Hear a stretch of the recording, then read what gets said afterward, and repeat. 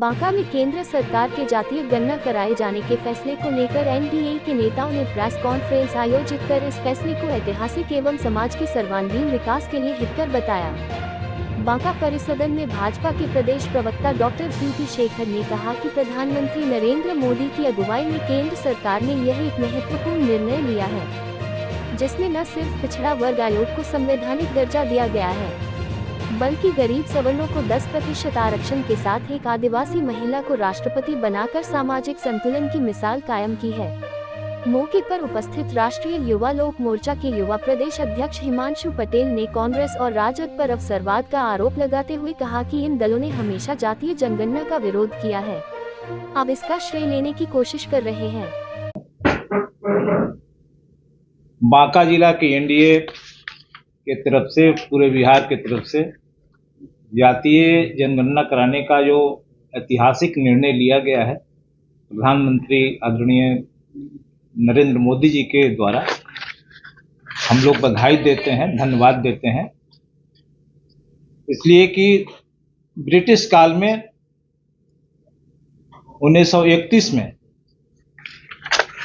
जनगणना और जातीय जनगणना हुआ था। इसके बाद में 2014 तक यदि आप देखेंगे तो कांग्रेस और यूपीए की सरकार रही और एक बार भी उसने कोई प्रयास नहीं किया। लंबा उनका सफर रहा राजनीति में, शासन में, राज्यों में भी, लेकिन कभी भी कोई पहल नहीं किया।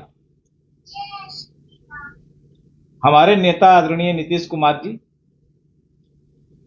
पार्लियामेंट में थे 1994 में, 25 अगस्त 1994 में पार्लियामेंट में उन्होंने एक बड़ी अहम वक्तव्य दिया है और उन्होंने कहा कि भाई जातीय जनगणना होनी चाहिए और जो संख्या आएगी, जो स्थिति होगी, उसके आधार पर आरक्षण अगर संविधान में संशोधन करना हो तो करके उसको दिया जाना चाहिए। कहिएगा तो हम आपको दिखा देंगे, वो स्पीच मेरे पास में है। फिर समय समय पर हम लोग इस पक्ष में रहे कि जातीय जनगणना हो, लेकिन यूपीए और कांग्रेस के सरकार ने, और यूपीए को मैं इसलिए कह रहा हूं कि जब यूपीए गठन हुआ तो राजद वाले बिहार के उसमें उसी समय से लेकर आज तक हैं, लेकिन उन्होंने कभी भी कोई काम नहीं किया। 15 साल यहाँ पर लालू जी, राबड़ी जी भी शासन में रहे, लेकिन कभी भी इस पर कोई पहल नहीं किया। तो इसके लिए जो भी पहल हुआ है बिहार से हुआ है और बिहार ने, नीतीश कुमार ने जो दिखाया है, देश ने उसको अपना लिया आज के तारीख में। अब कैसे हमने दिखाया, तो पार्लियामेंट में भी हमारा नेता ने बोला और 2021 में जो गणना होनी थी उस समय हमारे नेता को मालूम था कि ये गणना होना है और कोरोना और कतिपय कारणों से ये टल गया। तो उस समय 19-20 में जब एनडीए की सरकार ही थी बिहार में, नेता नीतीश कुमार, तो इन्होंने पहले तो इस सवाल को उठाया, प्राइम मिनिस्टर तक बातें ले गई। दूसरी बात जो है कि बिहार असेंबली में इन्होंने प्रस्ताव लाया और प्रस्ताव पारित किया। उस समय भी एनडीए की सरकार थी। फिर इसके बाद में एक प्रतिनिधि मंडल भी जाकर के मिला 2022 में जून में प्रधानमंत्री जी से। उस समय भी एनडीए की सरकार थी। ये लोग जो क्रेडिट लेना चाह रहे हैं ना, उसके बारे में मैं बोल रहा हूं। क्रेडिट ये कहीं नहीं लेना चाह रहे हैं। क्रेडिट दिल्ली में बैठे जो नेता हैं राहुल जी, वो हल्ला कर रहे हैं कि भाई हमने इस सवाल को उठाया तो मोदी जी इसको एक्सेप्ट कर लिए, और यहां भी बोल रहे कि पहल हमने ही किया है तब जाके गणना हुआ है। लेकिन इसका पूरा सूत्रधार एनडीए बिहार और नेता के तौर पर नीतीश कुमार, उसमें कहीं से भी राजद का, कहीं से भी कांग्रेस का कोई सहयोग नहीं रहा है। सहयोग इतना ही रहा कि इस कतार में ऐसा सेंसिटिव मामला है, मुद्दा है कि उनको खड़ा ही होने के लिए बात कर दिया और वो खड़ा हो गए, साथ में वो खड़े रहे। तो इसमें कहीं से भी क्रेडिट उनको नहीं जाता है। फिर जब बिहार ने, प्रधानमंत्री जी ने कहा कि भाई हमने तो कुछ छपवा लिया है, प्रिंट भी करा लिया है, तो संभव तो नहीं है लेकिन प्रयास करेंगे। ये टल गई जैसे कि मैडम ने बताया। लेकिन एक बात उन्होंने कहा कि राज्य जब यदि चाहे तो अपने संसाधन से करा सकती है। तो बिहार देश का पहला राज्य है। नीतीश कुमार जी बिहार के जो मुख्यमंत्री हैं, हमारे आदरणीय नेता, वो पहला मुख्यमंत्री है देश का जिन्होंने बिहार में जाति आधारित गणना कराया। और वो ऐसे ही नहीं, वो भी दे रहे हैं ना, कर्नाटक का और फिर इसके बाद में तेलंगाना के, कह रहे हैं कि वो मॉडल अपनाना चाहिए। 1 महीना में कहीं जातीय गणना होता है, कोई सिस्टम अपनाए। लेकिन बिहार में इस काम को कराने के लिए 2,36,000 कर्मी को, सरकारी कर्मी को लगाया गया और 35,000 सुपरवाइजर भी नियुक्त किए गए और इनका 1 महीना तक पूरा ट्रेनिंग हुआ। और जिस टाइप से जातीय गणना होता है उस टाइप से यहाँ पर माने जो भी गणना होता है उस स्तर पर पूरा प्रक्रिया को पूरा करके ये माने यहाँ पर जातीय आधारित गणना हुआ। अब इसमें मैं बताना चाह रहा हूं कि फर्स्ट फेज में परिवार और हाउस का गणना हुआ। सेकेंड फेज में हेड का, कितना घर में परिवार है, बूढ़े बुजुर्ग, महिला पुरुष बच्चे, उसका गणना हुआ। और उसके आधार पर जो चीजें आई तो हमारी सरकार ने, माननीय मुख्यमंत्री जी ने, एनडीए ने कानून बनाया। उसमें 65% आरक्षण की बात हुई और कानून जब बन गया तो वो बिहार के लिए दुर्भाग्य है कि हाई कोर्ट में बैंड कर दिया गया उस कानून को, और आज सुप्रीम कोर्ट में है और सरकार, हम लोग पहल कर रहे हैं कि भाई हमारे फेवर में डिसीजन आ जाए। अब यहां पर एक और बात है, कुछ लोग कह रहे हैं कि भाई 9वीं अनुसूची में इसको डाल दिया जाए। तो कानून जो है हाई कोर्ट ने उसको बैंड कर दिया है, तो 9वीं अनुसूची में कैसे डाला जाएगा। लेकिन हमारे नेता आदरणीय नीतीश कुमार जी ने जब जाति गणना कराए तो कराने के बाद में जब कानून बना तो तुरंत ही प्रधानमंत्री जी को अनुरोध किया कि इसे 9वीं अनुसूची में डाल दिया जाए। तो यह भी आरजेडी और कांग्रेस के माध्यम से जो उठा रहा है सवाल, माध्यम से हम यहाँ पर प्रेस वार्ता के माध्यम से केंद्र सरकार का अभिनंदन करने आए हैं, जिसमें कि उन्होंने आगामी जनगणना में जातीय गणना भी कराने का फैसला लिया है।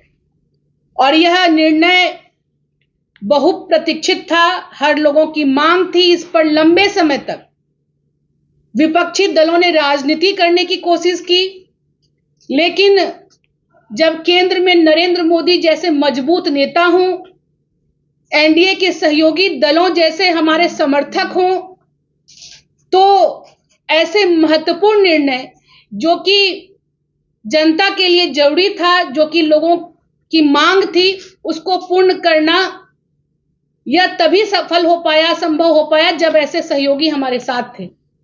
तो आज के इस निर्णय के माध्यम से मैं आपको बताना चाहूंगी कि आजादी के बाद से पहली बार केंद्र सरकार के माध्यम से जातीय गणना होगी। इससे पूर्व 1931 में जनगणना के साथ जातीय गणना हुई थी, लेकिन उसके बाद कांग्रेस की सरकार ने इसको लगातार से इसका विरोध किया, जातीय गणना नहीं होने दिया। और इसका प्रत्यक्ष प्रमाण है कि तत्कालीन कांग्रेस के नेता और देश के पूर्व प्रधानमंत्री स्वर्गीय मनमोहन सिंह जी के समय 2010 में जब जातिगत जनगणना की बात हुई थी, केंद्रीय मंत्रिमंडल में निर्णय लिया गया था कि जनगणना के साथ जातिगत गणना कराई जाएगी। तो उस समय के तत्कालीन गृह मंत्री पी चिदंबरम जी ने इस चीज का खुले रूप से विरोध किया था। तो इस चीज को लेकर कांग्रेस का स्पष्ट चेहरा हम सबों के समक्ष है कि इस पार्टी ने हमेशा से जातीय गणना का विरोध किया। और 2011 ईस्वी में जब ऐसी सीसी सूची प्रकाशित की गई तो उसके माध्यम से भी जो डाटा का संकलन होना था, जिसका प्रकाशन होना था, जिसमें कि सामाजिक आर्थिक सर्वेक्षण के साथ साथ लोगों को जातिगत आंकड़े भी बताने थे, उस आंकड़े को नहीं बताया गया, सार्वजनिक नहीं किया गया। और इसके लिए दलील दी गई कि जातिगत जनगणना हम लोग सर्वे के रूप में अलग से करेंगे। लेकिन आज तक इतने लंबे समय तक कांग्रेस को मौका मिला देश में शासन करने का, लेकिन उन्होंने अपने शासन काल में इस व्यवस्था को लागू नहीं किया, बल्कि अब जब वो विपक्ष में हैं तो वो हल्ला मचा रहे हैं। और इस चीज की क्रेडिट जबकि केंद्र सरकार को आदरणीय प्रधानमंत्री नरेंद्र मोदी जी को जाता है, तब आज वो अपना झूठा हो हल्ला मचा रहे हैं, झूठा क्रेडिट लेने की कोशिश कर रहे हैं और उस क्रेडिट की होड़ में अपने आप को शामिल कर रहे हैं, जो सरासर गलत है। और आज हम लोग जातिगत जनगणना के माध्यम से जो एक सबसे महत्वपूर्ण बात होनी है कि इस देश में 2011 के बाद जब 2021 में जनगणना होनी थी, उस समय कोरोना काल ने हम सबों को बहुत त्रस्त किया था। उस समय हर लोग अपनी जान बचाने में लगे थे। उस वैसे समय में हमारी केंद्र की सरकार ने लोगों के जीवन को बचाया और उस समय जनगणना का कार्य बाधित हुआ। लेकिन जबकि अब आने वाले समय में जब भी जनगणना का कार्य होगा तो वो उसमें जातीय गणना भी अवश्य होगी, इस बात को केंद्र ने बता दिया है। दूसरी बात कि केंद्र या जो जातीय गणना जो जनगणना है यह केंद्र का विषय है, जो संविधान के अनुच्छेद 246 में उद्धृत है कि यह केंद्र का विषय है और जनगणना का सारा कार्य भी केंद्र के माध्यम से होना है। सर्वे, जातिगत सर्वे कई राज्यों ने कराया, लेकिन उसमें चूंकि साइंटिफिकली यानी कि वैज्ञानिक तरीके से उस जातिगत सर्वे को नहीं कराया गया, तो कई राज्यों में तो ढंग से हो पाया, लेकिन कई राज्यों में, कर्नाटक जैसे राज्य में कांग्रेस ने इसको सिर्फ वोट बैंक के लिए और राजनीति के लिए जातिगत सर्वे किया और उसका आंकड़ा भी लोगों को नहीं बताया।